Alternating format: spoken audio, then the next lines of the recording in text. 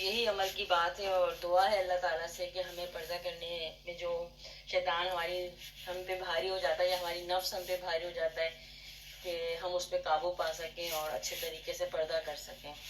آمین. السلام علیکم ورحمۃ اللہ وبرکاتہ. وعلیکم السلام ورحمۃ اللہ وبرکاتہ. جزاکم اللہ خیراً کثیراً کثیرا سائمہ خاور. اللہ تعالیٰ آپ کو بہترین جزائے خیر دے. آئی نو ٹف ہوتا ہے بعض اوقات کرنا، لیکن آپ لوگ ماشاء اللہ جو بھی اپنا حصہ ڈالتے ہیں اللہ تعالیٰ ان کو بہترین جزائے خیر دے. اور چلیے ہم آگے بڑھیں گے تیزی کے ساتھ. اس سے پہلے کہ آگے بڑھیں یہ بتائیے کہ کس کس کے اسکول کھل گیا، ذرا ون ٹائپ کریں. سب کے بچوں کے اسکول کھل گئے یا ابھی نہیں کھلے؟ اور اگر کھل جاتے ہیں تو پھر آپ لوگ کیا پلان کر رہے ہیں؟ ہمارے پاس دو آپشنس ہیں. ایک آپشن تو یہی ہے ابھی نہیں لیکن کھلنے والا رائٹ نیکسٹ ویک زیادہ سے زیادہ. اوکے چلیں 2 ہفتے اور بہت لے لیجیے. اچھا فرام منڈے. اچھا میرے یہاں کالج والے بچے ہیں نا تو میں اپنے حساب سے سوچ رہی ہوں. صحیح ہے آپ لوگ کا تو ابھی ٹائم ہے. تو ظاہر ہے کہ اسکول چونکہ کھلنے والے ہیں تو اور ابھی تو آپ کو پتہ ہے ساری چیزیں ایسے ہی چل رہی ہیں، تو ایسی صورت میں پھر ہم ٹائم کو آگے کر لیں گے. ٹھیک ہے کیا خیال ہے آپ لوگ کا؟ آپ کے یہاں جیسے ہم نے رمضان سے پہلے کیا تھا، رمضان میں ہم کر رہے تھے نا، آپ کا 3 بجے رائٹ، کیونکہ جن کے چھوٹے بچے ہیں ان کے ساتھ ظاہر ہے کہ جی ہاں 3 PM. ان کے ساتھ یہ ہے کہ ظاہر انہیں تو ان چھوٹے بچوں کے ساتھ بیٹھنا پڑتا ہے بالکل نا، تو ایون اگر بیچ میں بریک آ جائے یا کچھ بھی ہوتا ہے تب بھی اسٹف، کیونکہ ظاہر ہے ایک مائنڈ سیٹ ڈفرینٹ ہوتا ہے. 3 PM کا فائدہ یہ ہے کہ آپ بچوں کی کلاس سے ان کو کھلا پلا کے فارغ کر کے کسی چیز میں انگیج کر کے یا بستر میں لٹا کے کہ چلے جی اب آپ لوگ ریسٹ کریں اور آپ لوگ جو ہے پڑھائی کریں. تو اب یہ بھی بتا دیں ٹھیک ہے 3 PM is okay. One type کر دیں ذرا اسکائپ پہ پلیز سب لوگ تاکہ مجھے کنفرم ہو جائے. Is 3 PM okay according to eastern time? Eastern time کے حساب سے 3 PM. اچھا جی چلیں جی ٹھیک ہے 3 آ گئے کافی میرے لیے. اوکے اگلا اسٹیپ یہ بتائیے کہ کون سی کس کی کلاس سب سے پہلے شروع ہو رہی ہے؟ بس اسی سے ہم کر دیں گے. 8 سپٹمبر سے ہی سب نے لکھا ہوا ہے یہاں پر. کسی اور کی 8 سپٹمبر سے پہلے شروع ہو رہی ہے؟ کیلنڈر دیکھ لیتے ہیں ذرا. السلام علیکم انجمہ جی. جی وعلیکم السلام بولیے. یہ جو 8 ستمبر سے کلاسز ہیں یہ سب کے بچوں کی آن لائن کلاسز جی ہاں سب کے زیادہ تر لوگوں کے آن لائن.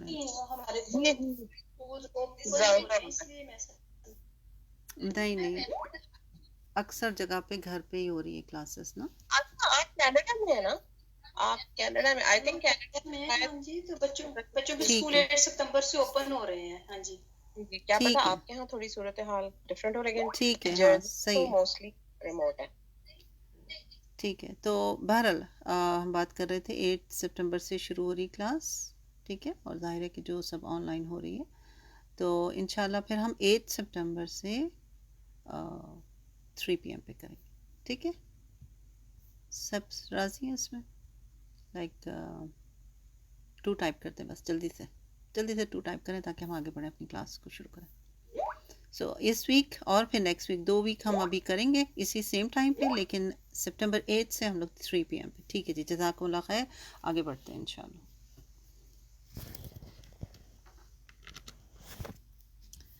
ہم یاد ہوگا آپ کو کہ لاسٹ ویک جو ابھی سائمہ نے بھی ریپیٹ کروا دیا پیچھے سے الحمدللہ، لیکن میں چاہ رہی تھی کہ تھوڑی سی بات اور ہم اس لاسٹ آیت پہ اور کریں گے اور پھر آگے بڑھتے ہیں انشاءاللہ. اعوذ باللہ من الشیطان الرجیم بسم اللہ الرحمن الرحیم.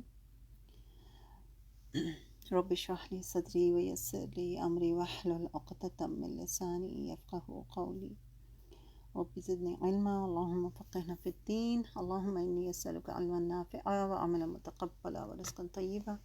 پہلے تلاوت سنیں جو آپ کے پچھلا سبق تھا، میں پہلے اس سے گو تھرو ہوں گی، تھوڑا سا اور ڈسکشن کریں گے کیونکہ بہت ساری چیزیں ابھی جو ہیں ہم نے بات نہیں کی تھی لاسٹ ویک. سو انشاءاللہ پہلے تلاوت سنتے ہیں پھر آگے بڑھتے ہیں پچھلے سبق کی. الرحمن الرحيم قل للمؤمنين يغضوا من أبصارهم ويحفظوا فروجهم ذلك أزكى لهم إن الله خبير بما يصنعون وقل للمؤمنات يغضضن من أبصارهن ويحفظن فروجهن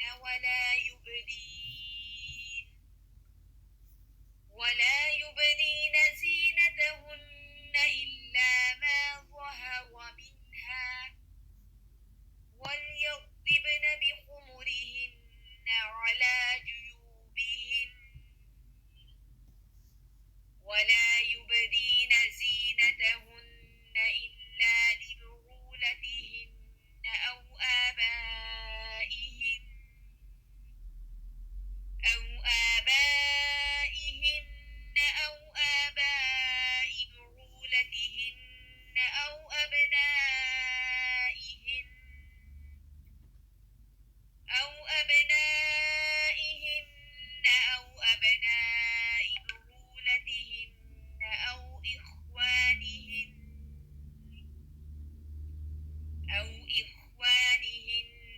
أو بني إخوانهن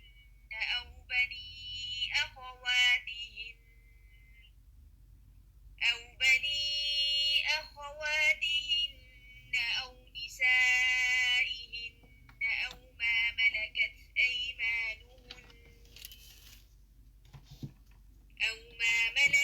أيمانهن أو التابعين غير أولي الإربة من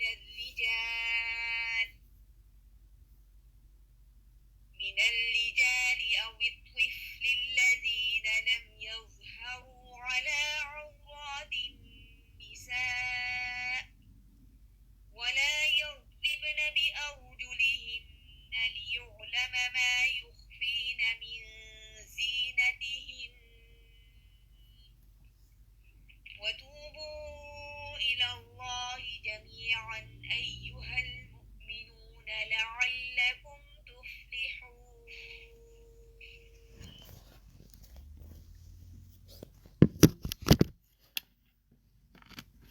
بسم اللہ الرحمن الرحیم. اب آپ نے یہاں تک سبحان اللہ ایک منٹ.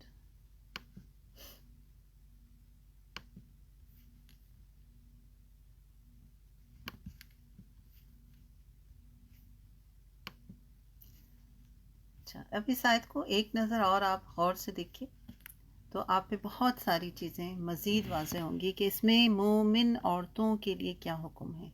کیونکہ دیکھیں ہم نے پیچھے جو پڑھا اس میں ہم نے دیکھا کہ مرد کے لیے چھوٹی سی بات کی گئی اور اس کے بعد آگے بڑھ گئے. لیکن جب عورت کی بات آ رہی ہے تو اس میں کیا کیا اس کو حکم دیا گیا. وَقُلْ لِلْمُؤْمِنَاتِ يَغْضُضْنَ مِنْ أَبْصَارِهِنَّ. پہلی بات کیا ہے؟ اپنی نگاہوں کو نیچے رکھنا. مومن عورتوں سے کہیں کہ وہ بھی کیا کریں؟ اپنی نگاہیں نیچے رکھیں. نمبر 1. نمبر 2 وَيَحْفَظْنَ فُرُوجَهُنَّ. اور حفاظت کریں اپنی شرمگاہ کی. یحفظن فروجہن اس میں تمام چیزیں آ جاتی ہیں. وہ تمام چیزیں آ جاتی ہیں جو انسان کو زنا تک پہنچا سکتی ہے. رائٹ. اور اس میں ہم نے پڑھا تھا کہ سب سے پہلی چیز جس کی ابتدا ہوتی ہے وہ کس سے ہوتی ہے؟ نگاہ سے ہوتی ہے. اس لیے پہلے سٹیپ کو ہی روکا گیا. اور اس میں پھر لواطت یعنی مرد کا مرد سے تعلق یا سحاق یعنی لیسبینین یا یہ ساری چیزیں جو اسی میں آ جاتی ہیں. اسحاق لکھتے ہیں نا جیسے اس میں سے آپ الف ہٹا دیں تو سحاق بن جائے گا. تو عورت کا عورت سے تعلق یہ بھی اسی کے اندر آ گیا. اور زنا تو موجود ہی ہے پتہ ہی آپ کو. مرد کا عورت سے ناجائز تعلق جو ہے وہ بھی آ جاتا ہے. کسی حیوان یا جانور کے ساتھ تعلق رکھنا یہ بھی اسی کے اندر آ جاتا ہے. اور ہم نے ایک حدیث کا مفہوم بھی جانتے ہیں ہم سب کے جس کا مفہوم ہے کہ آنکھ کا زنا الگ ہے, ہاتھ کا زنا الگ ہے, زبان کا زنا الگ ہے, دل کا, سوچوں کا, خیالات کا, یہ سب جو بھی اگر کوئی غلط چیزیں سوچتا ہے تو کیا ہے وہ زنا کے اس میں آ جاتا ہے. اور یہ وَيَحْفَظْنَ فُرُوجَهُنَّ یعنی اپنی شرمگاہوں کی حفاظت کرو. تو کہاں سے حفاظت شروع ہو رہی ہے؟ یعنی زیرو سے شروع کرو. اپنی نگاہ کی حفاظت کرو، اپنی زبان کی حفاظت کرو، اپنی سوچوں اپنے خیالات کی حفاظت کرو. سبحان اللہ. اللہ تعالی ہم سب کو، ہمیں، ہماری ذریت کو، ہماری نسلوں کو جو ہے حفاظت میں رکھے، کیونکہ اتنا مشکل ہے اس وقت. اگر کسی کے اندر اللہ کا خوف نہ ڈالا جائے تو اٹس امپاسبل کہ کوئی بچ سکے. لوگ نمازیں بھی پڑھ رہے ہوتے ہیں، لوگ قرآن بھی پڑھ رہے ہوتے ہیں، اور اس کے باوجود آنکھوں کو بھی کنٹرول میں نہیں کر پاتے. وجہ کیا ہے؟ وجہ صرف اور صرف یہی ہے کہ اندر ان کے اللہ کا ڈر نہیں ہے، اللہ کا خوف نہیں ہے، آخرت کا خوف نہیں ہے کہ مجھ سے پوچھا جائے گا. اور یہی چیز جو انسان کو پھر کہیں کا نہیں چھوڑتی، رائٹ؟ کیونکہ اصل تو انسان کا تنہائی میں پتہ چلتا ہے نا. تنہائی میں، چاہے مرد ہو یا عورت، تنہائی میں پتہ چلتا ہے کہ وہ اپنی نگاہوں کو کتنا کنٹرول میں رکھی ہوئی ہے یا رکھا ہوا ہے، رائٹ؟ آگے ہے وَلَا يُبْدِينَ زِينَتَهُنَّ اور نہ وہ ظاہر کریں اپنی زینت کو. زینت کیا؟ جیسے ہم نے پیچھے بھی پڑھا، بناؤ سنگار، اپنے آپ کو خوبصورت بنا کے پیش کرنا، میک اپ کرنا. اور خوبصورت نظر آنا ہر انسان کی، اور خاص طور پہ عورتوں کا یہاں ذکر ہے تو زینت کی الگ سے بات ہو رہی ہے. خاص طور پہ عورتوں کو بہت شوق ہوتا ہے زینت اختیار کرنے کا. یہ اللہ نے عورت کی نیچر میں رکھا ہوا ہے. اچھا لباس پہننا، بناؤ سنگھار کرنا، اچھے ہیئر اسٹائل بنانا، زیورات پہننا، یہ سب کچھ جو ہے جائز ہے اور پہنا جا سکتا ہے. اور ظاہر ہے چونکہ یہاں پر شوہر اور دوسرے رشتوں کی بات ہو رہی ہے تو خاص طور پہ شوہر کے لیے کرنا تو عبادت بن گیا. اگر میں اور آپ اپنے لیے کرتے ہیں، مجھے شوق ہے، آپ کو شوق ہے بننے اور سنورنے کا، تو وہ ہم شوق پورا کر رہے ہیں اپنا. ٹھیک ہے، اس میں کوئی اس میں ظاہر ہے کہ تھوڑا سا یہ فائدہ ہو جائے گا کہ ہاں بھئی آپ غیر محرموں کے آگے نہیں جا رہے ہیں بن سنور کے، تو اس میں بھی کچھ نہ کچھ اللہ سے اجر کی امید رکھیں گے. لیکن یہی بننا سنورنا اگر شوہر کے لیے ہو جائے گا تو وہ عبادت بن جائے گی. سبحان اللہ، رائٹ؟ تو یہ ساری چیزیں ہوتی ہیں. تو سوائے شوہر کے باقی سب لوگ، اچھا جو محرم اور نامحرم ہے اس کو بھی میں تھوڑا سا مزید واضح کرنا چاہوں گی. نامحرم تو بات کلیئر ہی ہوگی نا کہ بھئی ان کے تو سامنے ہی نہیں آنا بن سنور. لیکن جو آپ کے محرم ہیں ان میں بھی آپ کو دھیان رکھنا ہے، رائٹ؟ کہ یہ نہیں ہے جس طرح شوہر کے سامنے ایک عورت بن سنور کے آ سکتی ہے، بالکل اس طرح عام جو محرم مرد ہیں ان کے آگے نہیں، وہاں پہ بھی دھیان رکھنے کی ضرورت ہے، رائٹ؟ کیونکہ بعض اوقات ہم اسی دنیا میں، اسی معاشرے میں یہ بھی سن رہے ہوتے ہیں کہ محرم رشتوں کے درمیان بھی فتنہ کھڑا ہو جاتا ہے. لہٰذا اگر آپ اس کو ایز اے بیٹی سے شروع کریں، کیونکہ سب سے پہلا ایک عورت کا جو کسی مرد سے رابطہ ہوتا ہے اس کا باپ ہوتا ہے. بھائی نہیں ہو سکتا، اللہ تعالیٰ نے بھائی نہیں دیا، چچا ماموں نہیں ہو سکتے، رائٹ؟ نہیں ایسے رشتے، لیکن باپ سب سے پہلے. اس سے بھی جب عورت بچی جوان ہو جائے تو یہ ماں کی ذمہ داری ہے کہ ایک ڈسٹنس رکھوائے باپ اور بیٹی کے درمیان، فزیکلی بھی اور ہر طرح سے، رائٹ؟ خاص طور پہ فزیکلی. باپ کا کام کیا؟ سر پہ ہاتھ رکھے بیٹیوں کا، رائٹ؟ یہ باپ کا فرض ہے. کیونکہ دیکھیں شیطان کہیں بھی نہیں چھوڑتا انسان کو، کہیں نہیں چھوڑتا. اسی طرح ماں کے لیے بھی، ماں بھی اپنے بیٹوں سے ایک حد تک آپ اس کو اس کے قریب آ سکتے ہیں، رائٹ؟ آپ سر پہ ہاتھ رکھ سکتے ہیں، ایون حق بھی اگر کر رہا ہے تو اس میں بھی ایک لمٹ اختیار کرنی. یہ نہیں ہے کہ ظاہر ہے جیسے آپ بچپن میں بچے کو اٹھا سکتے ہیں ویسے آپ جوان لڑکے کے ساتھ نہیں وہ تعلق رکھ سکتے. اس میں بھی لحاظ رکھیں، ایک لمٹ رکھیں، ڈسٹینس رکھیں، رائٹ؟ یہ ساری چیزیں جو ہیں اس کے اندر آتی ہیں. اور بچیوں کو یہ سکھایا جائے، بچوں کو یہ سکھایا جائے. ماؤں کی یہ ذمہ داری ہے کہ اپنی بیٹیوں کو سکھائیں، پلس اپنے آپ کو مائیں بھی کور رکھیں. مجھے مطلب میں سمجھتی ہوں کہ دیکھیں پہلی بات تو یہ کہ کوئی شخص شیطان سے بچا ہوا نہیں ہے، چاہے وہ بیٹا ہو، باپ ہو، بھائی ہو، بہن ہو، چچا ہو، ماموں ہو. یہ وہ رشتے گنوا رہی ہوں نا میں، آپ جن کے سامنے بن سنور کے آ سکتے ہیں آپ تھوڑا بہت، لیکن آپ کو اپنے آپ کو کور اسٹل رکھنا ہے ان سارے رشتوں کے آگے. یہ جو بغیر افسوس کے ساتھ کہنا پڑتا ہے کہ اب تو بغیر دوپٹے کے باہر ہی نکل رہے ہوتے نا، ان رشتوں کے آگے بھی اپنے سینے کو ڈھانپ کے رکھیں. کیوں آپ دوسروں کو موقع دیتے ہیں؟ وہ اپنی نظریں بچاتے رہے کہ ہائی جی ماں میری ایسے کھڑی ہے میرے سامنے اور وہ بیٹا جو ہے وہ نظریں چرا رہا ہے، یا بیٹی ایسے کھڑی ہے کہ باپ جو ہے وہ نظریں چرا رہا ہے. بیٹیوں کی ایسی ٹریننگ کریں. مجھے اپنی ٹریننگ میں ایسے رہنا ہے، مجھے اپنے آپ کو کور رکھنا ہے بیٹوں کے آگے. बाप के आगे, भाई के आगे, चचा के आगे, राइट। तो इन भांजा भतीजा ये सारे रिश्ते जो आपको पता ही है कि उसमें हो, ध्यान रखने के। एक हदीस है जिसमें रसूल सल्लल्लाहु अलैहि वसल्लम ने फरमाया कि दो दो दो जखियों की दो कौम ऐसी है जिसको मैंने अभी तक नहीं देखा। एक तो वो कौम जिसके पास गाय की दुम की तरह कोड़े होंगे जिससे वो लोगों को मारेंगे, यानी जालिम हुक्मरान की तरफ इशारा। दूसरी वो औरतें जो लिबास पहने हुए होंगी लेकिन फिर भी बरहना मालूम हो रही होंगी और खुद उनकी तरफ माइल होंगी, उनके बरहना मालूम होंगी यानी टाइट लिबास होगा। फरमाया वो दूसरों को अपनी तरफ माइल करेंगे और खुद उनकी तरफ माइल होंगी यानी मर्दों की तरफ, और उनके सर बुख्ती ऊंट की तरह कोहान की तरह एक तरफ झुके हुए होंगे, यानी वो जो जैसे जूड़ा बना के एकदम टॉप पे नहीं होता, हम स्कार्फ में भी देखते हैं, तो उस चीज़ से भी मना किया गया। ये औरतें जन्नत में नहीं जाएंगी बल्कि जन्नत की खुशबू भी नहीं पा सकेंगी, अगरचे जन्नत की खुशबू बहुत दूर से आती है, राइट। तो इसमें क्या चीज़ आ गई? सबसे पहली चीज़ क्या है? लिबास। लिबास है लेकिन इतना टाइट है कि जिस्म का एक एक हिस्सा जो है वो अगर आया हो रहा है तो वो ऑलमोस्ट बेलिबास हो। इसी तरह या लिबास है तो बारीक पहना हुआ है इतना, राइट, कि जिस्म जो है वो झलक रहा है। तो ये सारी चीज़ें इसके अंदर आ, इससे भी बचने की ज़रूरत है। खुद भी, बच्चियों को भी अपने ऊपर निगाह रखने की ज़रूरत है। अब आया ही को आप ले लीजिए, अब आया ही है तो ऐसा अब आया है, चले जी आपने उस पर एम्ब्रॉयडरी नहीं है, कुछ नहीं है, सब कुछ नहीं है, लेकिन इतना टाइट है तो मकसद फौत हो गया ना, जो असल मकसद है अबाया का वो फौत हो गया। या इवन महरम के आगे भी, यानी ये उन मर्दों की बात नहीं हो रही है, उनके लिए नहीं यहाँ पे बात की जा रही है जो ना महरम है, उनके सामने तो जाना ही नहीं है।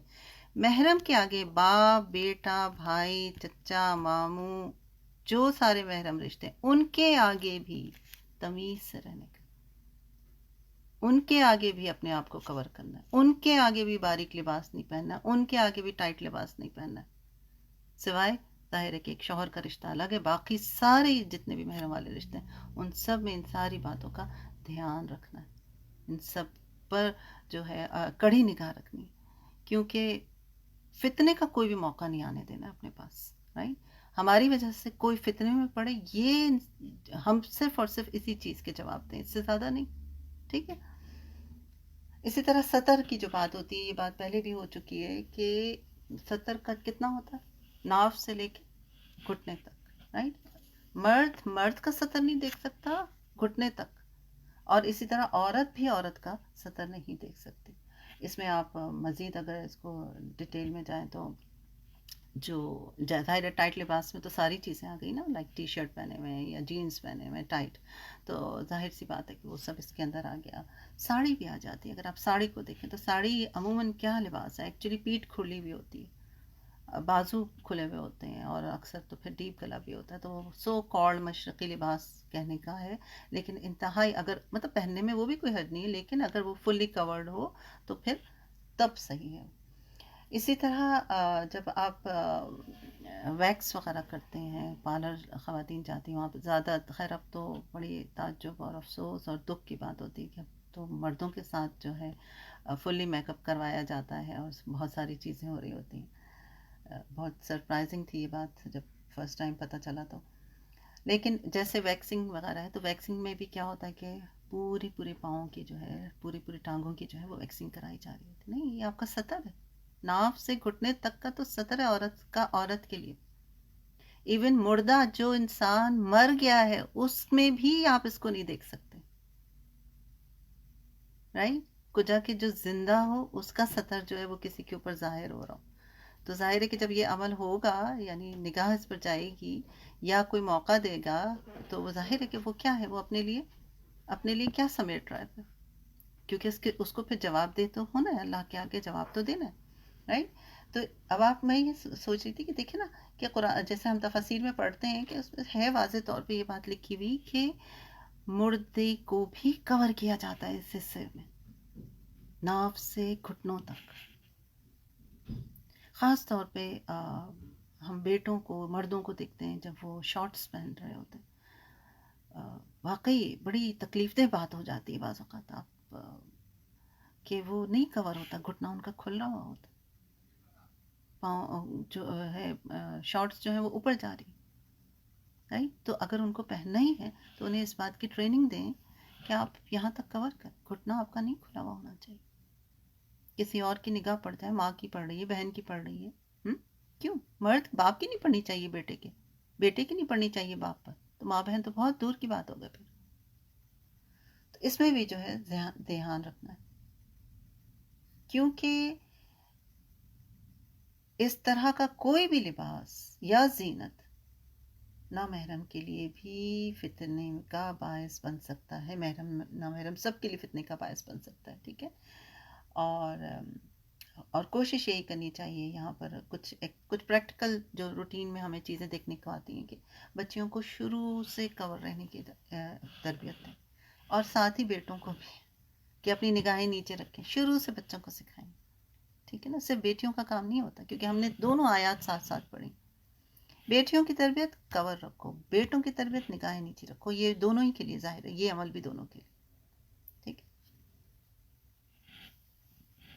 اور جیسے ہم دیکھتے ہیں کہ کبھی آپ کا ظاہر عمرے اور حج وغیرہ پہ موقع پہ بھی جانے کا موقع ملا ہو، تو آپ دیکھتے ہیں وہاں پہ عورتیں جو ہیں لان کے لباس پہنی ہوئی ہوتی ہیں اور لائٹ کلرز پہنی ہوئی ہیں، اور وائٹ کلر کا لباس پہنی ہے. اپنے طور پہ وہ شاید ایک تقدس کا خیال کر رہی ہوتی ہیں کہ سفید کلر جو ہے وہ پہنا جائے، لیکن سبحان اللہ نظریں ہٹانا ہم عورتوں کے لیے مشکل ہو رہا ہوتا ہے. کچھ آ کے آپ سوچیں مردوں کے لیے کتنا بڑا فتنہ ہے اس وقت کہ آپ خانہ کعبہ کے آگے کھڑے ہوئے ہیں، طواف کر رہی ہیں، اور عورتیں جو اس حلیہ میں ہوتی ہیں اور عام حالات میں بھی آپ کو نظر آتا ہے. تو یہ لان وان کے بھی جو ڈریس ہے اس میں بھی دھیان رکھنا چاہیے کہ اتنا باریک لباس نہ ہو کہ جسم جو ہے وہ جھلک رہا ہو. ایون کہ وہ جو ڈریس نہیں ہوتا چکن کا جو جس میں ہول ہوتے ہیں، اور اب تو آپ کو کپڑوں میں یہ چیزیں بڑی دکھنے لگی کہ ہول ہیں، کوئی بات ہی نہیں ہے، یعنی پورا اندر سے اسکن جو ہے دکھ رہی ہے. تو ان کپڑوں سے بھی جو ہے اپنے آپ کو بچانا چاہیے. بعض اوقات جلباب جو ہوتے ہیں آپ کے جو یعنی اسکارف جو ہوتے ہیں وہ اتنے اسٹائلش اور اتنے زینت سے بھرپور ہوتے ہیں، اس سے بھی بچانا ہے، ٹھیک ہے نا. کیونکہ آپ نے پڑھا تھا نا ہمارے والدین آدم اور حوا جو ہے ان کے ساتھ کیا کیا تھا شیطان نے، ان کو بہکایا تھا. ان کے بہکان وہ جب اس کے بہکاوے میں آ گئے تھے اور وہ پھل جو انہوں نے کھا لیا تھا تو کیا ہوا تھا؟ لباس اترا تھا. تو شیطان کا پہلا کام یہی ہوتا ہے، لباس اتروا دو، بے حیا کر دو، حیا کو ختم کر دو. اور ہم نے وہ حدیث بھی پڑھی ہے نا کہ اگر کسی قوم کو ختم کرنا ہو تو اس سے حیا کو چھین، پھر چھوڑ دو اس کو جو جی میں کر. حیا چلی گئی تو بات ہی ختم، بچا کیا، رائٹ. اسی طرح شہرت اور تکبر کا بھی ایک لباس ہوتا ہے. حدیث ہے نبی صلی اللہ علیہ وآلہ وسلم نے فرمایا کہ جو اپنے کپڑے تکبر سے گھسیٹتے ہوئے چلے گا، اللہ تعالیٰ قیامت کے دن اس کی طرف نگاہ اٹھا کر بھی نہیں دیکھیں گے. اسی طرح ایک اور ہے مفہوم ہے ابو داؤد کی حدیث کا کہ جو شخص شہرت کا لباس پہنے گا اللہ تعالیٰ اسے قیامت کے دن ذلت کا لباس پہنائیں گے. یعنی یہ شہرت کا لباس سے مراد کیا؟ یا تکبر سے کہ دوسروں سے زیادہ نمایاں ہونا، اپنے آپ کو ممتاز دکھانا، ٹھیک. اچھا کپڑا، اچھا لباس، اچھا پہننا اوڑھنا اس سے منع نہیں کیا گیا بلکہ پسند کیا گیا. اگر ہے مال تو نظر آنا چاہیے، لیکن اس کے پیچھے اگر مقصد یہ ہو کہ دوسروں کو نیچا دکھانا ہے، دوسروں پہ اپنی دھوس جمانی ہے، اپنے مال کو دکھانا ہے، شو آف کرنا ہے، تو ایک ہوتا ہے نا خوشی. ایک ہے آپ ایسی گیدرنگ میں آپ کے فرینڈس ہیں، آپ کے رشتے دار ہیں، اور آپ نے اچھا لباس پہنا اور آپ خوش ہو رہے ہیں لباس پہن کر، اور دوسرے بھی آپ کی تعریف کر رہے ہیں تو اچھا لگ رہا ہے. لیکن اگر اس میں دکھاوا ہے، شو آف ہے، تو پھر ظاہر بات یعنی سارا ہمارا جو دین ہے نا وہ کیا ہے، کس پر ہے؟ نیت بدل گئی، سب بدل گیا، سب ختم، سب خلاص ہو گیا. ایک شخص نے حضرت عمر سے پوچھا رضی اللہ تعالیٰ عنہ کہ میں کس قسم کے کپڑے پہنوں؟ فرمایا جس کے پہننے سے نادان لوگ تم کو بے وقت خیال نہ کریں. یعنی ایسا گھٹیا یا بدنما یا گندا لباس کے عام لوگ، نادان لوگ جو ہیں وہ تم کو بے وقت خیال نہ کریں، اور اہل دانش اس میں عیب نہ نکالیں. یعنی نہ تو ایسا کپڑا ہو، ایسا لباس پہنا جائے کہ کوئی وقت ہی نہیں، کوئی حیثیت ہی نہیں، ٹھیک. نہ ایسا لباس ہو جو شرعی حدود سے باہر نکلا ہو، اس پہ بھی دھیان رکھنے کی ضرورت ہے. اسی طرح زینت کرنے کی جیسے ہم نے پڑھا کہ اجازت ہے، آپ کر سکتے ہیں، شوہر کے لیے کر سکتے ہیں، اپنی خواہش کے لیے کر سکتے ہیں. لمیٹڈ اس یعنی صرف خواتین کی گیدرنگ آپ وہاں کر سکتی ہیں. اپنی شوق ہوتا ہے نا بھائی بچیوں کو، اب جیسے جن کی شادیاں نہیں ہوئی تو اب ظاہر ہے وہ کہاں سے، شوہر ہی نہیں ہے تو پھر کیسے وہ، کیا وہ بنیں گی سنوریں گی؟ نہیں، کرنے دیں انہیں جو ان کا شوق ہے ان کو کرنے دیں، مت روکیں ان کو. ہاں لیکن ان کو وہ فراہم کریں ماحول جس میں وہ کر سکتی. یہ ان کو اگر بعض اوقات ہم دیکھتے ہیں، یہاں پر ایک بات کرتی چلوں، آپ میں بہت ساری بچیاں ہوں گی چھوٹی، بعض اوقات کیا ہوتا ہے کہ ہماری گیدرنگز ایسی ہوتی ہیں، ہماری فیملی کی گیدرنگ ہے، ہم وہاں پہ اپنی بچیوں کو نہیں لے کے جا سکتے بنا سنوار کے، کیونکہ وہاں ان کے کزنس بھی موجود ہیں اور ظاہر ہے ہمیں اس سے بچنا ہے. تو پھر کیا کریں، آپ گھر میں تیار ہونے دیں، ان کو شوق پورا کرنے دیں، زیور پہننے دیں، میک اپ کرنے دیں، کوئی بات نہیں، باپ ہے، بھائی ہے، دیٹس فائن، ٹھیک ہے، کرنے دیں ان کو، تاکہ ان کے اندر کی جو ڈیزائرز ہیں، ان کی جو خواہشات ہیں وہ نکلیں. اگر آپ نہیں کرنے دیں گے، یعنی ایک طرف تو ہمیں شریعت کو ظاہر لاگو کرنا ہے، پلس آپ ان کو جو ان کے اندر کی ایک نیچرل ریکوائرمنٹ ہے وہ نہیں کرنے دیں گی، تو اس کے اثرات پھر بڑے خطرناک بھی ہو سکتے ہیں، کیونکہ جب ان کو موقع ملے گا وہ پھر کہیں سلپ ہو سکتے ہیں، پھر وہ نکل سکتے ہیں. لہٰذا یہ نہیں ہو کہ اگر گھر میں بھی وہ کرنا چاہ رہے ہیں تب بھی آپ منع، نہیں گھر میں بھی نہیں کرنا، نہیں کرنے دیں آپ ان کو، رائٹ. تو لیکن ہاں جہاں سیپریٹ گیدرنگز ہیں وہاں پہ بچیاں کریں، اور اچھا بھی لگتا ہے بچیاں جب کرتی ہیں، نظروں کو بھی بہت اچھا لگتا ہے کیونکہ ان کی خواہش ہے، اچھی بھی لگتی ہیں ماشاء اللہ سے. اچھا، لیکن یاد رہے کہ زینت میں بھی غلوف نہیں ہونا چاہیے، فیشن بھی لمٹ میں رہ کے کرنا چاہیے. اس کی وضاحت ہوگی ایک حدیث سے. آپ صلی اللہ علیہ وآلہ وسلم نے لعنت فرمائی ہے گودنے والی پر اور گدوانے والی پر، دانتوں کو نوکدار بنانے والی پر اور بنوانے والی پر. رائٹ، یہ میں نے آپ کو مفہوم بیان کیا، یعنی ایسا طریقہ اختیار کرنا جو پرماننٹ ہو جائے، جس کو ٹیٹوز کہا جاتا ہے. رائٹ، اور اب میں نے جو سنا ہے میرے علم میں، آئی ڈونٹ نو صحیح ہے کہ غلط، لیکن سنا ہے کہ میک اپ کی جگہوں پر بھی اس طرح سے کروایا، چہرے پر کروایا جا رہا ہے کہ وہ پھر وہ ختم ہی نہیں ہو سکتا، پرماننٹ ہو گیا. پرانے زمانے میں یہ ہوتا تھا کہ عورتیں جو نا دانتوں کی نوک، یعنی ان کو ایسا گھسا گھسا کے کر دیتے تھے جیسے ان کی شیپ یعنی بدل جائے. ٹھیک، اور یعنی نیچرل چیز کو بدل دینا جو ہے وہ اس کے اندر آتا ہے. اسی طرح ایک اور حدیث کا مفہوم ہے کہ بال نوچنے والی اور نچوانے والیوں پر بھی لعنت کی گئی ہے. اچھا، اب اس میں دو کیٹیگریز ہیں. ایک تو ہو گئی آپ کی آئی بروز، ٹھیک ہے، وہ تو بالکل ختم، وہ تو ہے ہی نہیں، حلال کرنا ہی نہیں ہے. ٹھیک ہے، آئی بروز اس کے اندر شامل ہیں، یعنی نہیں بنوانی ہے، مگر وہ بال جو عورت کو مرد کا لک دے، جیسے اپر لپ، مونچھیں نکلتی ہیں، اور عورت کی نیچر میں نہیں ہے مونچھ، رائٹ، لیکن ہے اس کے، وہ بنا سکتی ہے. جیسے لائک داڑھی کی جو جگہ ہوتی ہے تھوڑی جو ہوتی ہے، اس میں بھی کبھی کبھار ایک ایج پر آ کر عورتوں کے وہاں پہ بھی بال نکلنے لگتے ہیں، وہ بھی بنا سکتی ہے، الاؤ ہے. جسم پہ بال ہوتے ہیں بعض عورتوں کے بہت زیادہ ہوتے ہیں تو وہ ویکسنگ کر سکتی ہیں. ٹھیک ہے، طبرانی کی روایت ہے، حضرت ابو اسحاق کی بیوی جو نوجوان تھیں اور خوبصورتی کی شائق تھیں، شوقین تھیں، یعنی حضرت عائشہ رضی اللہ تعالیٰ عنہ کی خدمت میں حاضر ہوئیں اور پوچھا کہ عورت اپنے شوہر کے لیے اپنے رخسار کے بال صاف کر سکتی ہے؟ بعض عورتوں کے چہروں پہ بھی بہت بال ہوتے ہیں. حضرت عائشہ نے فرمایا اذیت کو ممکنہ حد تک دور کرو. اس میں دونوں بات ہو گئی. پہلی بات چونکہ یہاں پہ شوہر کی ہو رہی ہے تو عورت کے منہ پر بال جو ہے وہ شوہر کے لیے اذیت کا باعث ہو سکتے ہیں، اس لیے اس کو کلین کرنا چاہیے. اور اس کے علاوہ یہ کہ ظاہر ہے کہ ایک مردوں والا لک بھی آنے لگتا ہے، تو اس لیے بھی کیونکہ یہ اذیت کی بات ہے نا تو اس سے بھی منع کیا گیا. اسی طرح بالوں میں بالوں کا جوڑنا، یعنی نقلی بال لگانا، اس کے بارے میں بھی اللہ تعالیٰ نے، بخاری کی روایت ہے، میں آپ کے سامنے مفہوم رکھ رہی ہوں کہ اللہ تعالیٰ نے بال جوڑنے والی اور جڑوانے والی عورت پر لعنت فرمائی. ٹھیک، تو آپ یہ دیکھیں، میں نے آپ کے سامنے 2-3 حدیث پڑھی اور ان سب میں ایک چیز جو کامن ہے وہ کیا ہے؟ لعنت. لعنت فرمائی گئی ہے. یہ 2-4 چیزیں جو آپ کے سامنے رکھی ہیں، جو بھی اس پر عمل کرتا ہے. اور لعنت کا کیا مطلب ہوتا ہے؟ اللہ کی رحمت سے دور. اچھا، میں نے جب فرسٹ ٹائم یہ بات پڑھی تھی اللہ کی رحمت سے دور، تو فوراً دماغ میں یہ آتا ہے کہ فلانا تو فلانے لوگ تو یہ بھی کرتے ہیں لیکن وہ تو بڑے پھل پھول رہے ہیں، رائٹ، وہ تو بڑا پنپتے ہوئے نظر آ رہے ہوتے ہیں. لیکن جب ہم قرآن پڑھتے ہیں، تفسیر پڑھتے ہیں، چیزیں پڑھتے ہیں، تو ہمیں لگتا ہے کہ جیسے تھوڑا بات الگ الگ لگنے لگتی ہے. لیکن رحمت کیا ہے، نعمت کیا ہے، اور رحمت کیا ہے، اور ڈھیل کیا ہے؟ فرق ہے نا سب میں یا نہیں؟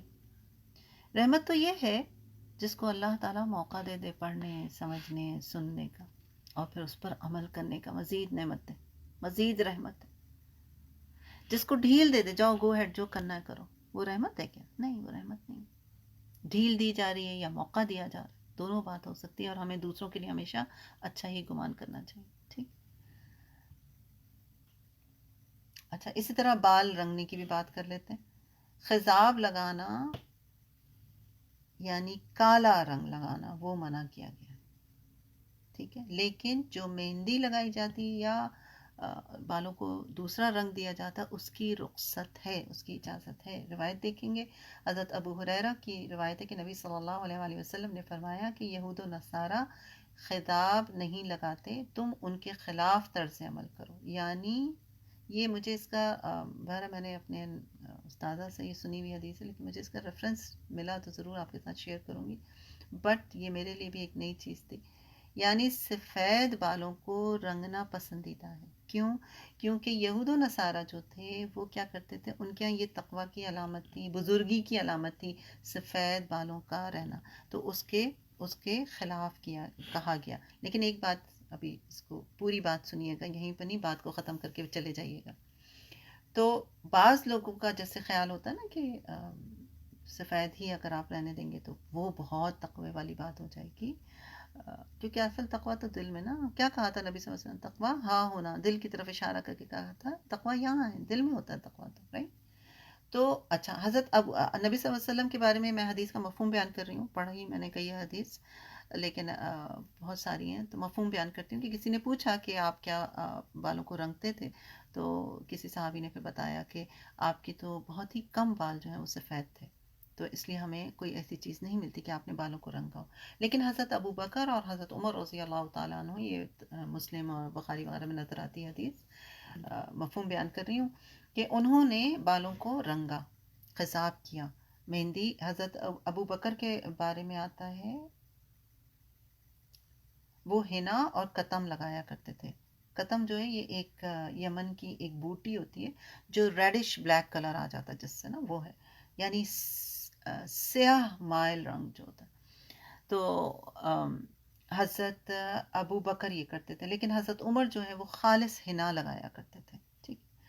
اور حضرت علی جو ہیں وہ نہیں رنگتے تھے. تو ہمیں ساری چیزیں ملیں، یعنی آپشنل ہے. اس کو یہ نہیں کر سکتے آپ کسی کی وائٹ داڑھی ہے یا وائٹ بال ہیں، عورت ہو یا مرد ہو، اس کے وائٹ بال ہیں تو وہ نہیں رنگ رہی، تو اب آپ اس کو یہ حدیث جا کے سناتے ہیں اور کہتے ہیں کہ جی یہ تو ایسا ہے ویسا نہیں. ٹھیک ہے، آپشن ہے، ٹھیک ہے، ریلیکس. لیکن ہاں آپ کی ایک نالج میں اضافہ ہوا کہ چونکہ یہود و نصارہ وائٹ چھوڑتے تھے، اور ہمیں تو ہم نبی صلی اللہ علیہ وآلہ وسلم نے تو ہر چیز کو الگ کیا ہے نا ان سے. ٹوپی تھی، ٹوپی کا پڑھ چکے ہیں. ٹوپی چھوٹی ہوتی ہے نا، یہ ان کی جوئش جو ہوتے ہیں ان کی ٹوپی چھوٹی سی ہوتی ہے، ہماری بڑی کر دی گئی، رائٹ. اسی طرح روزہ رکھنے کا، رائٹ، 9-10 محرم کا روزہ، تو آپ نے کیا کہا تھا، اگلا سال مجھے ملا تو میں دونوں دن کا روزہ رکھوں گا، کیونکہ یہ لوگ ایک روزہ رکھتے ہیں، تو اس سے ان کی یعنی عبادات میں بھی مشابہت سے منع کیا گیا. تو آپ ہر چیز کو ان سے الگ کرتے تھے. تو یہ کچھ چیزیں اور مزید تھیں جو میں آپ کے ساتھ ڈسکس کرنا چاہ رہی تھی. ایک تو اب اس کو دیکھ لیں ایک نظر اور، پھر آگے بڑھیں گے انشاءاللہ.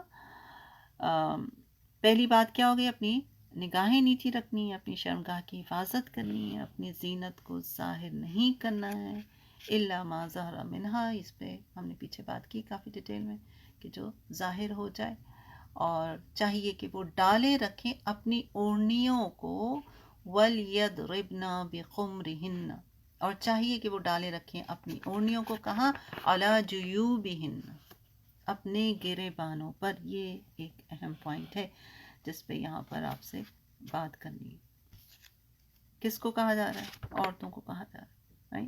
کیا کہا جا رہا ہے؟ اپنی اوڑھنیوں کو ڈالے رکھیں. کہاں ڈالے رکھیں؟ اپنے سینوں پر. دوپٹہ اوڑھنے کا مقصد جو ہے وہ یہاں پر بیان کیا جا رہا ہے. یعنی بدن کی قدرتی زیبائش میں اگر آپ دیکھیں، عورت کی جو سب سے نمایاں چیز ہے وہ اس کے سینے کا ابھار ہے، رائٹ، جس کے اندر کشش رکھی گئی ہے، جو مرد کے لیے بہت زیادہ کشش کا حامل ہے. حتیٰ کہ ہم عورتیں بھی سیپریٹ گیدرنگز میں بھی ہوتی ہیں، تب بھی نگاہ جو ہے ایک دوسرے کے سینے پہ چلی جاتی، رائٹ. تو مرد کے لیے تو ہے ہی. لہٰذا سینے کو ڈھانپنے کی بطور خاص تاکید فرمائی گئی ہے. زمانۂ جاہلیت میں کیا تھا کہ عورتیں جو ہیں اپنے خمار یعنی اپنے دوپٹے جو ہیں سر پر ڈال کر اس کے دونوں پلے جو ہیں پیچھے کی طرف لٹکا لیتی تھی. اس طرح سینے پر کوئی چیز نہیں ہوتی تھی اور ان کا حسن جو ہے وہ نمایاں ہوتا تھا. کب کی بات ہے یہ؟ دور جاہلیہ کی بات ہے. ہم بھی دور جاہلیہ ہی میں رہ رہے ہیں ایکچولی، رائٹ. اب تو دوپٹہ ہی ختم ہو گیا نا. سینے کا ابھار اپنی جگہ پر، ڈیپ گلا اپنی جگہ پر، تنگ لباس اپنی جگہ پر ہے نا، اور اس کو ٹائٹ سے ٹائٹ کر کے پہنا جاتا ہے جسم تاکہ واضح طور پر ہو. تو دوپٹہ نام کی چیز جو ہے وہ ختم ہو گئی ہے بالکل. اور قرآن ہمیں کیا طریقہ بتا رہا ہے؟ قرآن ہمیں یہ طریقہ بتا رہا ہے کہ دوپٹے کو سر پر سے لے کر گریبان پر ڈالنا ہے. وَلْيَضْرِبْنَ بِخُمُرِهِنَّ، اور چاہیے کہ وہ ڈالے رکھیں اپنی اوڑھنیوں کو، عَلَى جُيُوبِهِنَّ، اور اپنے گریبانوں پر. اب آج یہ آیت جو نا میں سمجھتی ہوں ساری بیٹیوں کی ماؤں کو اپنی بیٹیوں کے ساتھ پڑھنا چاہیے اور گاہے بگاہے پڑھتے رہنا چاہیے. Not only for today. ہو سکے تو لکھ کے لگا دیں کہیں، ہو سکے تو یاد کروا دیں. چلو ان آیات کو یاد کرتے ہیں، حفظ کرتے ہیں نا. 38 جز کو تو کروا رہے ہوتے نا. میں سمجھتی ہوں کہ مخصوص آیات کی جو ہے نا ضرور تلاوت کروانی چاہیے ود میننگز، تاکہ انہیں پتہ ہو کہ انہیں کیسے رہنا ہے. وہ مسلمان ہیں، مسلمان کی بیٹی کیسے ہوتی، رائٹ. عَلَى جُيُوبِهِنَّ وَلَا يُبْدِينَ، اور نہ وہ ظاہر کریں زینتہن، اپنی زینت کو یعنی اپنے بناؤ سنگھار کو. کس پر؟ یعنی دوسرے غیر مردوں پر. الا بعولتہن، اور اپنے خاوندوں کے لیے. اور پھر آگے مزید جو ہے وہ آپ نے پڑھا، اپنے باپوں، اپنے خاوند کے باپوں، اپنے بیٹوں، اپنے شوہروں کے بیٹوں، یا اپنے بھائیوں کے لیے، یا اپنے بھائیوں کے بیٹوں یعنی بھتیجوں، بہنوں کے بیٹوں، بھانجوں، یا اپنی عورتوں کے لیے، یا ان کے لیے جن کے مالک ہیں ان کے دائنے ہاتھ، یا تابع رہنے والے خدمت گزار یعنی کام والے جو لوگ ہوتے ہیں نا ان کے لیے بھی. لیکن اس میں بھی پھر دیکھا جائے گا کہ یہ وہ لوگ ہوں جو واقعی شریف بھی ہیں اور یہ ان کے اندر کوئی شہوت وغیرہ کی چیزیں نہیں ہوں. تو پھر یہ بات ہم پیچھے کر چکے ہیں، رائٹ. یا وہ بچے، یہ سب آپ باتیں جو ہیں پڑھ چکے ہیں. یہ کچھ چیزیں جو تھیں وہ میرے ذہن میں تھا کہ اس کو مزید ہائی لائٹ کیا جائے. انشاءاللہ ہم آگے بڑھتے ہیں آج کے سبق کی طرف، ٹھیک ہے. یہ آپ کا کل کا سبق مکمل ہوا ہے. ڈونٹ وری، آپ کا زیادہ ٹائم نہیں لوں گی، جتنا ہو سکا کریں گے آسانی کے ساتھ، لیکن سب جو ہے امپورٹنٹ ٹاپک تھے. چلیے، اعوذ باللہ من الشیطان الرجیم، اعوذ باللہ من الشیطان الرجیم، بسم اللہ الرحمن الرحیم. انشاءاللہ ہم آج اپنا لیسن نمبر 270 کریں گے، سورۃ النور، اور آیت نمبر 32 سے 34 تک انشاءاللہ.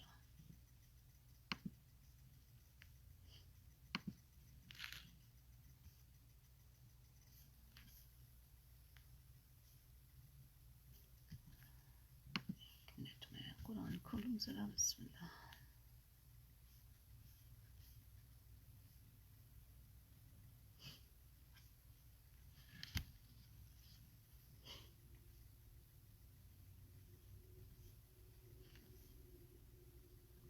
چلیں جی، بسم اللہ الرحمن الرحیم. آیت نمبر 32 سے، وَأَنْكِحُوا، اور نکاح کر دو، الایاما، بے نکاحوں کا، منکم، تم میں سے، والصالحین، اور جو نیک ہوں، من عبادکم، تمہارے غلاموں میں سے، وَإِمَائِکم، اور تمہاری لونڈیوں میں سے، ان اگر یکونو ہوں گے وہ فقراء محتاج یغنیہم اللہ غنی کر دے گا انہیں اللہ من فضلی اپنے فضل سے واللہ اور اللہ واسع خوب وسعت والا ہے علیم خوب علم والا ہے ولیستعفف اور ضرور پاک دامنی اختیار کریں الذین وہ جو لا یجدون نہیں وہ پاتے یعنی کس چیز کو وسعت نہیں پاتے کس چیز کا نکاح کی حتیٰ یہاں تک کہ یغنیہم غنی کر دے انہیں اللہ من فضلی اپنے فضل سے والذین اور وہ جو یبتغون چاہتے ہوں الکتاب آزادی یا مکاتبت آزادی کی تحریر یا مکاتبت یعنی لکھنا مما ان میں سے جن کے ملکت مالک ہیں ایمانکم دائنے ہاتھ تمہارے فکاتبوہم تو مکاتبت کر لو ان سے ان اگر علم تم جانو تم فیہم ان میں خیرہ کوئی بھلائی وآتوہم اور دو انہیں من مالی مال سے اللہ کے الذی وہ جو آتاکم اس نے دیا ہے تمہیں ولا اور نہیں تکرہو تم مجبور کرو فتیاتکم اپنی باندیوں کو علی البغاء بدکاری پر ان اگر اردنا وہ چاہیں تحصنا پاک دامنی لتبتغوا تاکہ تم تلاش کرو اور عرضہ سامان الحیات الدنیا دنیا کی زندگی کا ومن اور جو کوئی یکرہن مجبور کرے گا انہیں فإن اللہ تو بے شک اللہ تعالیٰ من بعد یعنی بعد اکراہہن ان کو مجبور کرنے کے غفور بہت بخشنے والا ہے رحیم نہایت رحم کرنے والا ہے وَلَقَدْ اور البتہ تحقیق انزلنا نازل کی ہم نے الیکم طرف تمہارے آیات مبینات واضح مثلا اور مثال من الذین ان لوگوں کی جو خلو گزر چکے من قبلکم تم سے پہلے وموعظۃ اور نصیحت للمتقین متقی لوگوں کے لیے. چلیں انشاءاللہ ان آیات کی پہلے تلاوت سنتے ہیں اور اس کے بعد روٹ ورڈ بھی دیکھیں گے ساتھ میں نیو ورڈز بھی دیکھیں گے. پہلے تلاوت. بسم اللہ الرحمن الرحیم وَأَنكِحُوا الْأَيَامَ مِنكُمْ وَالصَّالِحِينَ مِنْ عِبَادِكُمْ وَإِمَائِكُمْ إِنْ يَكُونُوا فُقَرَاءَ يُغْنِهِمُ اللَّهُ مِنْ فَضْلِهِ وَاللَّهُ وَاسِعٌ عَلِيمٌ وَلْيَسْتَعْفِفِ الَّذِينَ لَا يَجِدُونَ نِكَاحًا حَتَّى يُغْنِيَهُمُ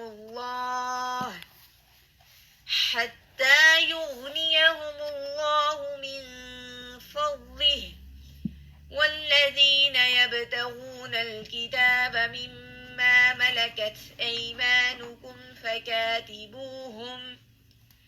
فكاتبوهم إن علمتم فيهم خيرا وآتوهم من مال الله الذي آتاكم ولا تكرهوا فتياتكم على البغاء إن أردنا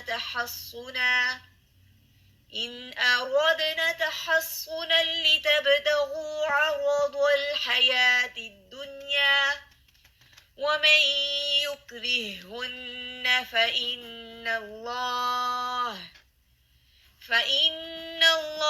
من بعد إكراههن غفور رحيم وَلَقَدْ أَنزَلْنَا إِلَيْكُمْ آيَاتٍ مُبَيِّنَاتٍ وَمَثَلًا مِنَ الَّذِينَ خَلَوْا مِن قَبْلِكُمْ وَمَوْعِظَةً لِلْمُتَّقِينَ.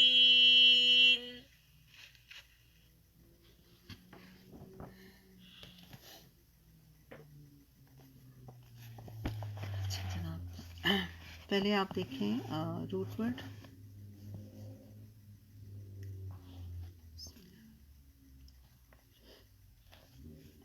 آیت نمبر 31 میں دیکھیے 32 میں بیسیکلی الایام الف یا اور میم، یعنی ایسا مرد یا عورت جس کا شوہر نہ ہو یا جس کی بیوی نہ ہو، رائٹ، تو وہ طلاق یافتہ بھی ہو سکتے ہیں، انمیرڈ بھی ہو سکتے ہیں، یا بیوی مر گئی ہے یا شوہر مر گیا، سب اس کے بیوہ بھی ہو سکتے ہیں، سب اس کے اندر آتا ہے، ٹھیک نا. رنڈوا کہتے ہیں، رنڈوا کس کو کہتے ہیں؟ جس کی بیوی کا انتقال ہو گیا. تو یہ سب لوگ جو ہیں اسی زمرے میں آتے ہیں. آیت 33 میں دیکھیے آپ، یستعفف، عین فا فا، یعنی عفت بھی اسی سے ہوتا ہے نا، یعنی پاک دامن رہنا، ٹھیک ہے، پاک حرام کاموں سے پاک رہنا. 33 میں ہی دیکھیں، تکرہو، کاف راہا، مجبور کرنا، کراہیت کی بھی اسی میں آتا ہے نا، لائک آپ کسی چیز سے کراہیت ہو لیکن وہ کام کرنا پڑ جائے تو کسی کو مجبور کرنا. فتیاتکم، فتایا، یہ آپ کے کنیزوں کے لیے آتا ہے. اسی طرح تحسنا، ہا سواد اور نون، یہ بھی پاک دامنی کے لیے یہ لفظ استعمال ہوتا ہے. انشاءاللہ ہم نیو ورڈز دیکھتے ہیں. آپ کے آج کے نیو ورڈز کیا ہیں؟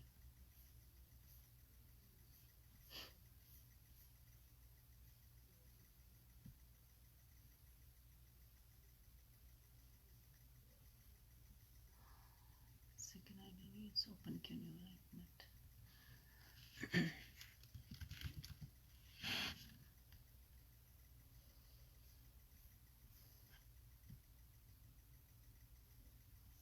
اچھا جناب، آل ٹوگیدر آج کا چھوٹا سا سبق ہے، 60 ورڈز ہیں آپ کے، اور اس میں 3 آپ کے نئے ورڈز ہیں. ایک تو الیام، امائکم اور تحسنا، یہ دونوں، یہ سارے جو ہیں آپ نے ابھی پڑھے، ٹھیک ہے، اسی میں یہ سارے آ جائیں گے ماشاء اللہ سے. 60 الفاظ میں سے صرف 3 نیو ورڈز ہیں. چلیے آگے بڑھتے ہیں اپنی تفسیر کی طرف.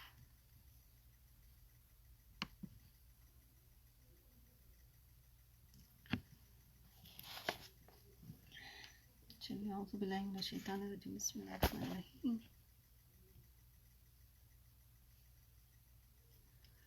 نحمد ونصلی علی رسولہ الکریم، اما بعد، فاعوذ باللہ من الشیطان الرجیم، بسم اللہ الرحمن الرحیم.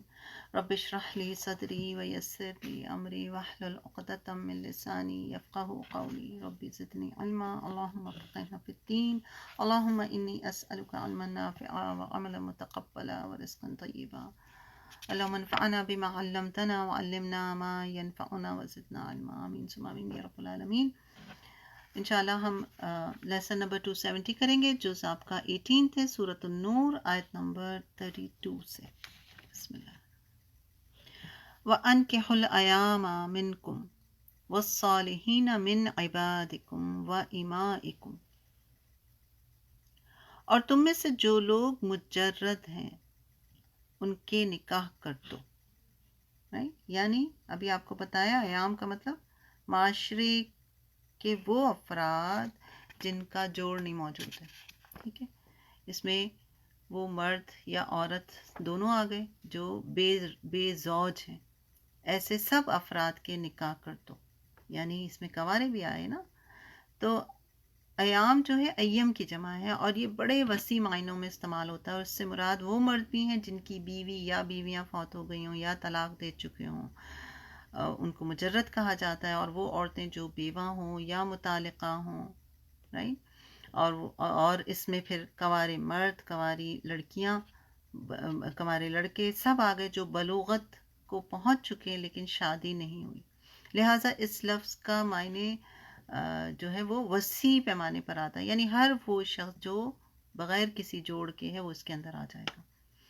چنانچہ ایک دفعہ آپ صلی اللہ علیہ وآلہ وسلم نے حضرت علی رضی اللہ تعالیٰ عنہ کو مخاطب کرتے ہوئے فرمایا کہ علی 3 کاموں میں دیر نہ کرنا: فرض نماز جب اس کا وقت آ جائے، جنازہ جب موجود ہو تو اسے دفن کرنے میں، اور بیوہ عورت کے نکاح کرنے میں جبکہ اس کا کفو مل جائے، یعنی اس کا جوڑ مل جائے.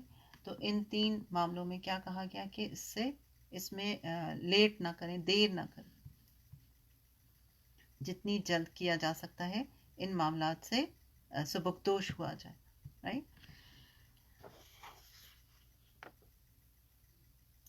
اور افسوس کے ساتھ کہنا پڑتا ہے کہ چونکہ ہمارا معاشرہ، ہم دوسرے معاشرے میں رہے ہیں، زیادہ تر ہندوؤں کا اثر ہے، تو عام طور پر ایسے مردوں کا نکاح کو بھی معیوب سمجھا گیا ہے، حالانکہ اس میں معیوب کی کوئی بات ہی نہیں ہے. یعنی ایک مرد جس کی بیوی نہیں ہے یا ایک عورت جس کا شوہر نہیں ہے، ان کا نکاح کیا جا سکتا ہے اور نکاح کرنے کی اجازت دی گئی ہے. اور اس کے پیچھے جو اصل مقصد ہے وہ کیا ہے کہ فحاشی اور حرام کے جو راستے ہیں ان کو بند کیا جائے، رائٹ. تو فرمایا کہ اور تم میں سے جو لوگ مجرد ہیں ان کے نکاح کر دو، اور اپنی لونڈیوں اور غلاموں کے بھی جو نکاح کے قابل ہیں ان کو بھی، رائٹ. یعنی عام عورت یا مرد جو آزاد ہیں ان کی طرف تو ہے ہی اشارہ. یعنی یہ آیت 32 سے 34 تک میں اگر آپ دیکھیں نا، تو ایک تو جو ماتحت ہیں ان لوگوں کو لیے بھی کہا جا رہا ہے. اب اگر عورت ہے تو وہ باپ کے ساتھ ہوتی ہے یا پھر شوہر ہوتا ہے، اس کے بعد اگر شوہر نہیں رہے تو پھر اس کے لیے باپ ہے یا بھائی ہے، ویسے بھی. اور اگر کوئی لونڈی یا غلام ہے تو اس کے لیے بھی کیا حکم ہے کہ اگر وہ جوان ہیں اور شادی کے قابل ہیں یا بچے بچیاں ہیں تو ان کی کیا کیا جائے، جلد از جلد ان کی شادی کی جائے، انہیں نکاح کے بندھن سے باندھا جائے. کیونکہ اگر یہ نہیں ہوگا تو پھر آبویسلی، مطلب یہ بہت آبویس سی بات ہو جائے گی کہ پھر ایسے لوگوں کی وجہ سے برائیاں عام ہو سکتی ہیں. لہٰذا تمام راستے جو ہیں بند کیے جائیں. کیونکہ ہم پیچھے سے یہی پڑھ رہے ہیں، اس سورت کی ابتدائی کس سے ہوئی تھی؟ زنا سے ہوئی تھی، رائٹ.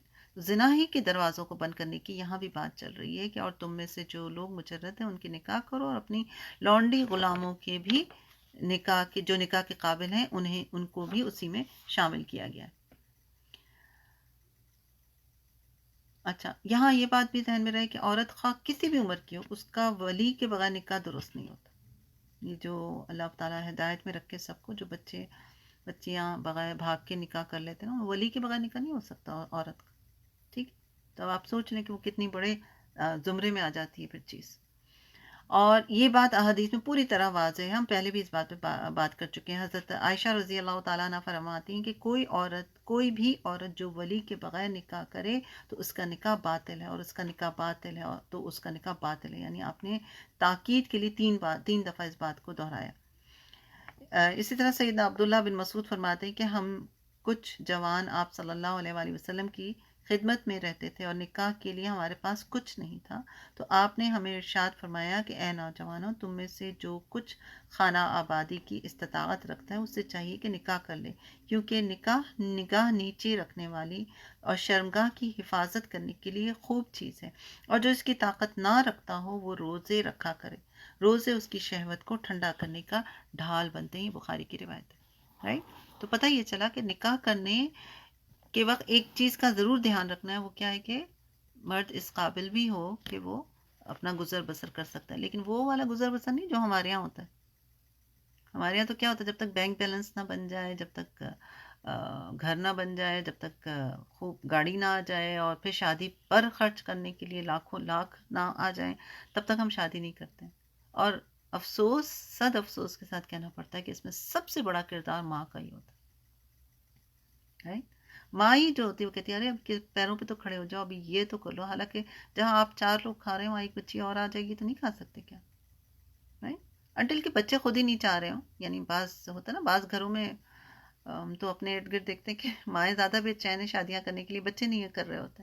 تو وہ ایک علیحدہ سچویشن ہے، رائٹ، کہ ہاں بھائی بچے کے اندر کوئی ایسی برائی بھی نہیں دکھ رہی ہے آپ میں، اور ٹھیک ہے وہ تھوڑا سا ٹائم چاہ رہا ہے، اٹس ٹو ارلی ناؤ، وہ ٹھیک ہے، وہاں تک تو بات سمجھ میں آتی.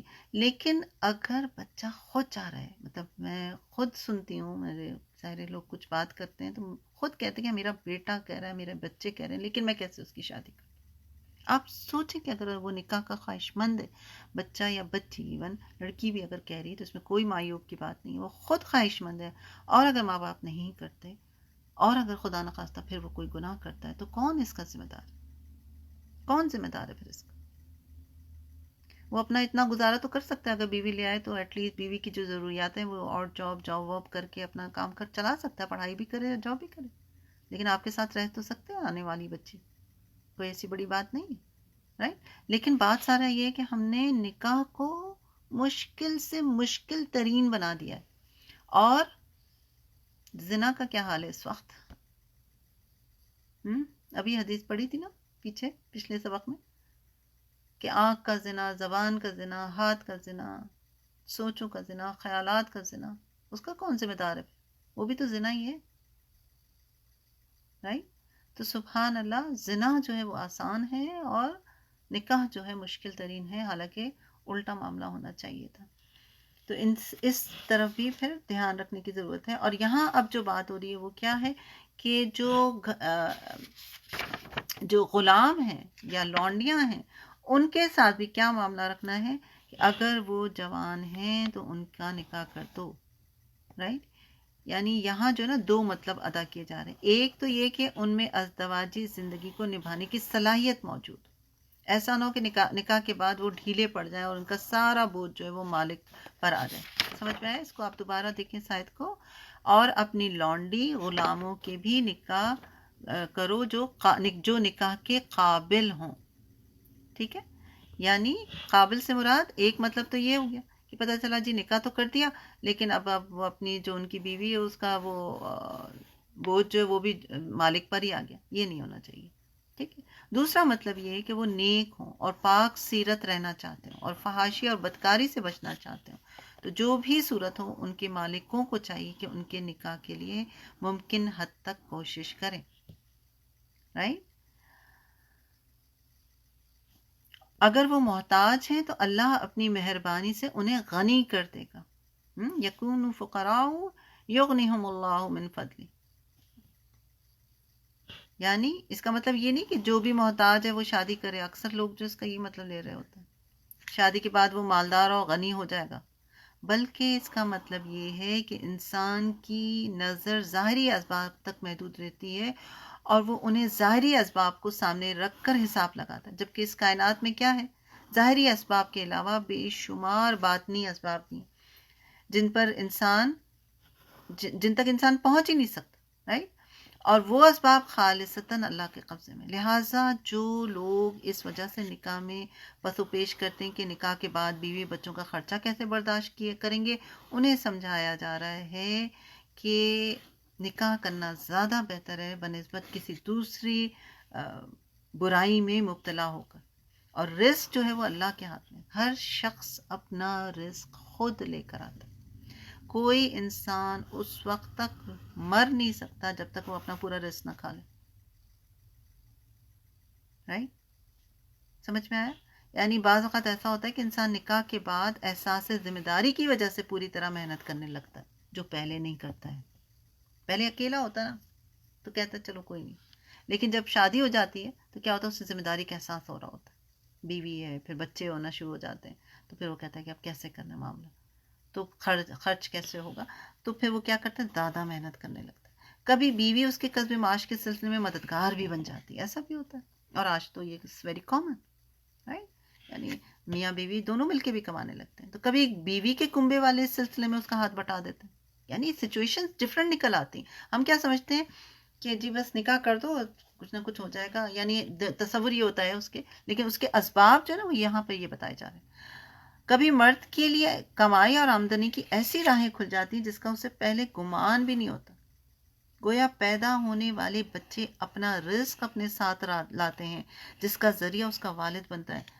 رائٹ؟ لہٰذا یقین کس بات پہ رکھنا ہے کہ رزق کی تنگی اور فراخی کا انحصار نہ نکاح کرنے پر ہے نہ ہی مجرد رہنے پر ہے. نہ نکاح کرنے پر ہے نہ بغیر نکاح کے رہنے پر ہے.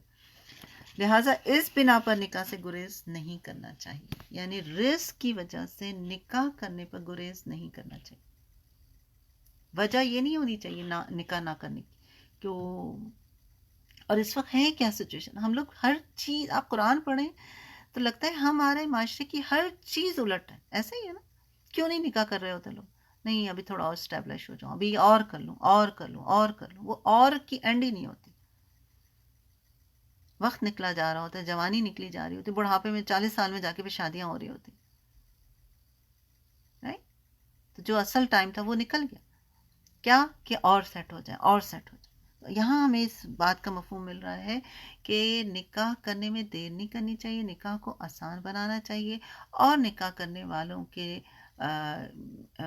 مابین اگر یہ تصور کیا جا رہا ہے، کیونکہ ہم سمجھتے ہیں کہ جب شادی ہو جائے، اور لڑکے لڑکیوں کے بھی دماغ میں ایک ایسا تصور بٹھایا دیا گیا ہے کہ شادی ہو جائے گی تو پتہ نہیں کیا، ایک لائک جیسے ڈراموں اور فلموں میں ہوتا ہے نا کہ بس ایک ہستی بستی زندگی رہے گی. حالانکہ شادی سے پہلے میں تو سمجھتی ہوں اس ناقص عمر اور تجربے کی بنا پر، مشاہدے کی بنا پر، ساری چیزوں کی بنا پر اتنا سمجھ میں آئی بات کہ شادی سے پہلے تو بہت سارے حقائق بچوں بچیوں کے سامنے رکھنے چاہیے، ایک ٹریننگ ہونی چاہیے، باضابطہ گائیڈ لائن ملنی چاہیے، حتیٰ کہ ان لاز کو بھی، دونوں طرف کے انہیں بھی گائیڈ لائن ملنی چاہیے. کیسے آپ نے آنے والی بچی کے ساتھ ٹریٹ کرنا ہے، کیسے آنے والے داماد کے ساتھ معاملات رکھنے ہیں آپ، یا پھر آپ اس کو دوسرے وسیع پیمانے میں بھی دیکھیں کہ اپنے آپ کو، یعنی بچی جو آ رہی ہے اس کو بھی گائیڈ لائن دینی چاہیے، ان کی بھی تربیت ایز اے بہو، ایز اے وائف، اس کی کیا ذمہ داریاں ہیں، اس کو کس طرح سے نبھانا ہے، کیا کیا مسائل اس کو پیش آ سکتے ہیں. اب ہوتا کیا ہے، کوئی ٹریننگ تو ہوتی نہیں سوائے اس کے کہ کپڑے بنا دو، زیور بنا دو، جہیز بنا دو، یہ دے دو، وہ دے دو، یہ سب کچھ تو ہو رہا ہوتا ہے، رائٹ، اور خواب دکھائے جا رہے ہوتے ہیں. اب ہوتا ہے کہ جب پریکٹیکل لائف میں آتی ہیں بچیاں یا بچے، دونوں طرف سے بات کریں آپ، ایون لڑکے بھی، تو کیا ہوتا ہے کہ ظاہر ہے جو حقیقت ہے وہ تو حقیقت ہے، جو فیکٹ ہے وہ تو فیکٹ ہے، وہ تو ایز اٹ از ویسے ہی سامنے آتا ہے. اب مینٹلی طور پہ تو تیار نہیں ہوتے اس چیزوں کے لیے، رائٹ. تو پھر کلیش شروع ہو جاتا ہے، پھر پھڈے اور لڑائیاں اور بحث، اور پھر طلاق کا ریشیو جو آپ اس وقت دیکھیں کہ بہت ہائی ہے، رائٹ. تو یہ ساری چیزیں جو ہے نا اس طرف دھیان دینے کی ضرورت ہے.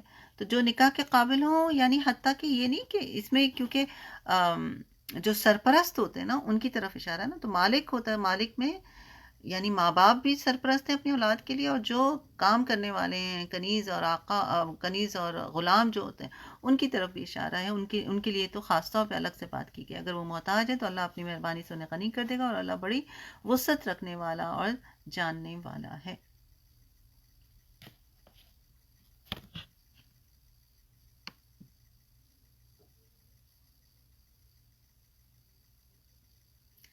اچھا جناب، اب مجھے بتائیں کہ میں اس کو آپ کے اس لیسن کو کنٹینیو رکھوں یا اس کو آگے کل کرتے ہیں پھر، کیونکہ آپ کا ٹائم کافی ہو گیا، تھوڑا آگے پیچھے چل رہے ہیں، لیکن کوئی بات نہیں، یہ آیات ایسی ہیں کہ ان پر ہم ٹائم دے دیں گے، اور اگر زیادہ لگا تو پھر فرائیڈے کو اس دونوں کو ملا کے ختم کر لیں گے.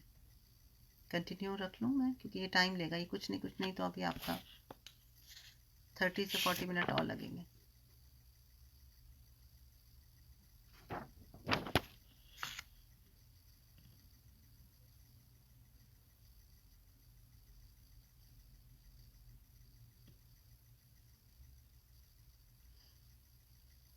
ٹھیک ہے جی، پھر اس کو انشاءاللہ ہم مزید جو ہے، کیونکہ ہم نے پیچھے بھی لیسن میں ٹائم لے لیا تو اس لیے آپ کا ٹائم اوپر جا رہا ہے، لیکن کوئی بات نہیں، انشاءاللہ کوشش کریں گے کہ اس ویکینڈ پہ، اس ویک میں اپنا جو پورا ہمارا ٹارگٹ ہے 40 آیت تک، اس کو پورا کر لیں گے. ٹھیک، چلیں کل پھر آگے کنٹینیو رکھتے ہیں اگلی آیت کے ساتھ. سبحانک اللہم و بحمدک، نشہد لا الہ الا انت، نستغفرک و نتوب الیک. السلام علیکم و رحمۃ اللہ وبرکاتہ.